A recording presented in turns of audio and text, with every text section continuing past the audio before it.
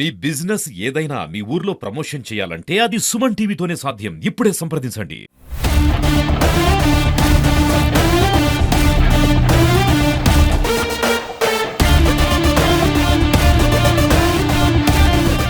ఈ రోజు 10వ తరగతి వెలువడిన పరీక్ష ఫలితాల్లో ప్రభుత్వ పాఠశాలలో చదువుతున్న నిరుపేద కుటుంబానికి చెందిన విద్యార్థులు ఒకరు ఫస్ట్ ర్యాంకు, మరొకరు సాధించారు. ఒకసారి మనతో పాటు మద్దూరు మండలానికి చెందిన విద్యార్థులు అయితే ఉన్నారు. ఒకసారి మనం మాట్లాడే ప్రయత్నం చేద్దాం.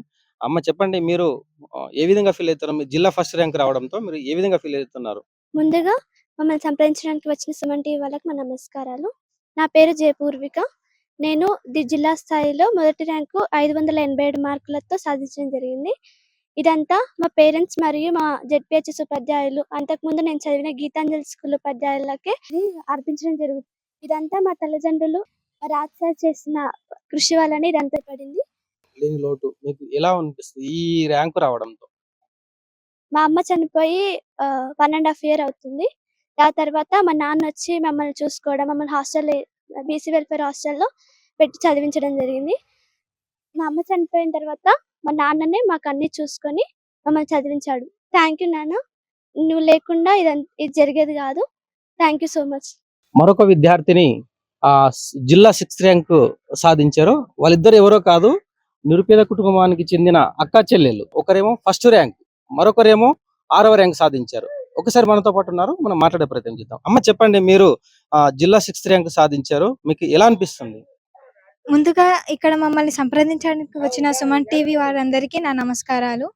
నాకైతే జిల్లా స్థాయిలో మొత్తం 571 మార్కులతో 6వ స్థానంలో సాధించడానికి కారణమైన నా తల్లిదండ్రులకి గాని, నాకు సపోర్ట్ చేసిన మా జెడ్పీహెచ్ఎస్ టీచర్స్, అలాగే ఇంతకుముందు నేను చదువుకున్న గీతాంజలి టీచర్స్ అందరి కృషి వల్లనే ఈరోజు ఈ స్థాయిలో నిలబడ్డానని సంతోషపడుతున్నాను. అయితే మా అమ్మ చనిపోయినప్పటి నుంచి మాకు ఏం చేయాలో తెలియని స్థితిలో మా నాన్న వచ్చి మమ్మల్ని హాస్టల్‌లో జాయిన్ చేసి మమ్మల్ని చదివించడం జరిగింది. మాకు ఎలాంటి లోటు లేకుండా ప్రతిసారి మా దగ్గరనే ఉంటూ మాకు సపోర్ట్ చేస్తూ, ప్రతి విషయంలో ఎగ్జామ్ విషయంలో మాకు మోటివేట్ చేస్తూ మమ్మల్ని ఇలా ముందరకు జరిపించకపోతే మేమైతే ఈ స్థాయిలో ఉండేవాళ్ళం కాదు. అయితే నేను మా నాన్నకైతే ఒకటి చెప్పాలనుకుంటున్నాను. ఒకవేళ ఆ రోజు నుంచి ఈ రోజటి వరకు మా నాన్న గాని మాకు తోడు లేకపోయుంటే ఎలాంటి విషయాలు సాధ్యమయ్యేవి కావు. కాబట్టి థాంక్ యూ నాన్న. Thank you so much. నేనైతే నీ కృషికి ఫలితంగా నా ఫ్యూచర్‌లో జిల్లా కలెక్టర్ స్థానంలో నిలబడి నీ రుణం తీర్చుకోగలనని కోరుకుంటున్నాను. ప్రభుత్వ పాఠశాలలో చదివి మీ మీ ఇద్దరు కూతుర్లు, ఒకరేమో మొదటగా ఫస్ట్ ర్యాంక్, ఒకరేమో మళ్ళా 6th ర్యాంక్ సాధించారు. అంటే ఎలా అనిపిస్తుంది? సార్ చాలా హ్యాపీగా ఉంది. ముందుగా సుమన్ టీవీ వాళ్ళకి నమస్కారాలు. వాళ్ళ మమ్మీ కూడా మంచిగా ప్రోత్సహించి చదివిపించింది. ఆ తర్వాత వాళ్ళ అమ్మ లేని లోటు ఆ టైంకి నేను రావడం, పిల్లలతో పాటు ఏం చేయాలని చెప్పి ఆర్థికంగా పరిస్థితులు వేరే ఉంది. ఆ తర్వాత రాజ్ సార్, మా సార్ని కూడా సంప్రదించడం, గీతాంజలి స్కూల్కి వెళ్ళి సార్ ఫీజు కట్టలేము, ఎట్లా అంటే కూడా ఫ్రీ సీట్ ఇస్తామని చెప్పారు వాళ్ళు. అయినా సరే సార్ ఫ్రీ సీట్ కాదు, నేను గవర్నమెంట్కి తీసుకెళ్తా అని చెప్పి ఇద్దరిని కూడా తీసుకెళ్ళి అందులో జాయిన్ చేసి హాస్టల్ కూడా అప్పుడప్పుడే సార్ వాళ్ళు మాట్లాడిండ్రు. అక్కడ వెళ్ళి చదువుకొని, ఎందుకంటే నా డ్యూటీ హైదరాబాద్ నుంచి రావాలి. అట్లే మా అమ్మ కూడా అప్పుడప్పుడు వచ్చి పిల్లలను చూసుకునేది. మధ్యలో వచ్చి చూసుకోవడం, మళ్ళీ అటు నుంచి డ్యూటీ హాలిడే ఉన్నప్పుడు మాత్రమే వాళ్ళ ఇంటికి తీసుకురావడం. అలా వాళ్ళు కష్టపడి నాన్న మేము చదువుతాం, అమ్మ బాగా చదివిపించింది, మీరు ఎక్కడనో పని చేస్తున్నారు కదా, మేము ఏదో ఒకటి అవుతామని చెప్పేసి వాళ్ళు ప్రతిరోజు కూడా చదవడం. దాంతో పాటు ఇక్కడ లక్ష్మప్ప వీళ్ళ పెద్ద నాన్న అవుతాడు, ఎప్పుడు కూడా పిల్లల చుట్టూ కూడా వాళ్ళు ఎక్కడ ఉన్నారు, ఏం చదువుతున్నారు అన్న జర చూడండి అంటే ఇంటి చుట్టూ కూడా కాపలా కాసుకుంటుండే. ఏదైనా సరే, ఏదైనా ప్రాబ్లం ఉందంటే రాజ్ సార్ ఫోన్ చేసేవాడు, పిల్లలను చూసేవాడు, ఏదైనా ఉంటే మాట్లాడేటోడు. అట్లా పిల్లలు కష్టపడి చదువుకొని, బిడ్డ మీరైతే చదవండి, నేనైతే కష్టపడతాను, మీరు ఏదో ఒకటి కావాలి మధ్యలో. మీ మమ్మీ ఏం చెప్పిందంటే, మా మమ్మీ డాక్టర్ కావాలి, ఒకరు మంచి పొజిషన్లో ఉండాలమ్మా, మేము చదువుకోలేకపోయినా మీ డాడీ మేము చదివినా కానీ ఉద్యోగాలు కొట్టలేకపోయినాం అంటే, అదే మేము చేస్తాం డాడీ అని చెప్పారు వాళ్ళు. అదే విధంగా చదువుకొని ఈరోజు ఫస్ట్ ర్యాంక్ ఒకరు, 6th ర్యాంక్ ఒకరు వచ్చారు. చాలా సంతోషంగా ఉంది సార్. వాళ్ళకి ముందుకు చదివించడానికి గవర్నమెంట్ కానీ ఎవరైనా సహాయ సహకారాలతోని ముందుకు తీసుకుపోతామని ఆశిస్తున్నాను. మీరు ఇద్దరు అమ్మాయిలు ఏ విధంగా జీవనం కొనసాగిస్తున్నారు? ఏ విధంగా మీరు ఎక్కడ పని చేస్తారు? మీకు ఇంతకు భూమి ఏమైనా ఉందా?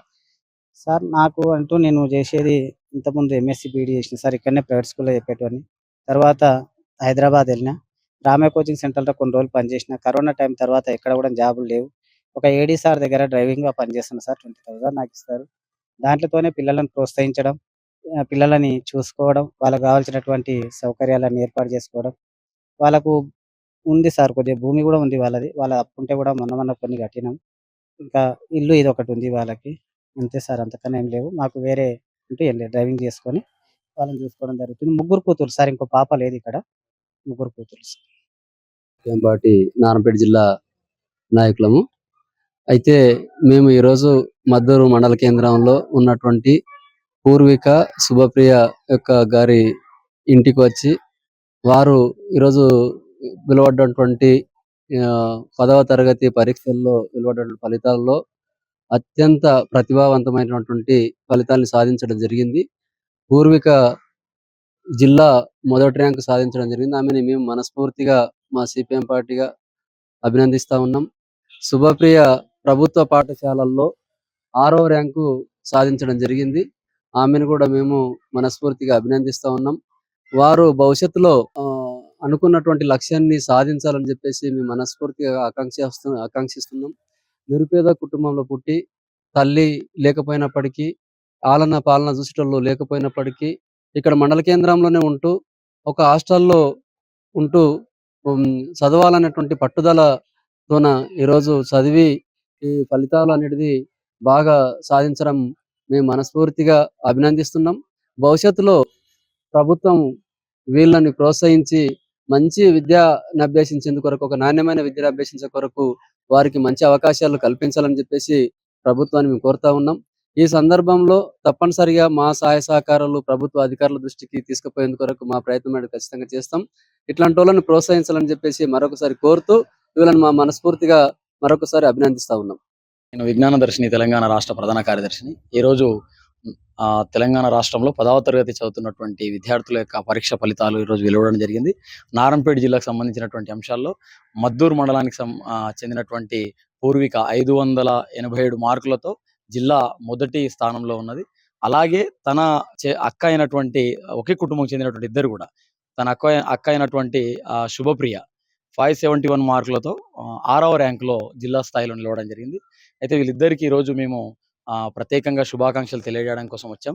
అలాగే వీరి యొక్క కుటుంబ పరిస్థితి, ఈ విషయాన్ని మేము ఇక్కడ వచ్చిన తర్వాత తెలుసుకోవడం జరిగింది. అతి చిన్న వయసులోనే తల్లి చనిపోవడం, తండ్రి వీళ్ళ ఆలన పాలన చూసుకోవడం, వీళ్ళని హాస్టల్లో పెట్టి చదివించడం, వీళ్ళు పట్టుదలతో శ్రమంగా మంచి చదువును చదువుతూ ఈరోజు జిల్లా టాపర్గా రావడం జరిగింది. భవిష్యత్తులో కూడా వీళ్ళు మంచి స్థానాల్లో వెళ్ళాలి, వీళ్ళ యొక్క లక్ష్యం గమ్యాలను చేరుకోవాలి, మంచి ఉన్నతమైనటువంటి స్థానాల్లో ఉండాలని చెప్పేసి కూడా ఈ సందర్భంగా నేను కోరుకుంటా ఉన్నాను.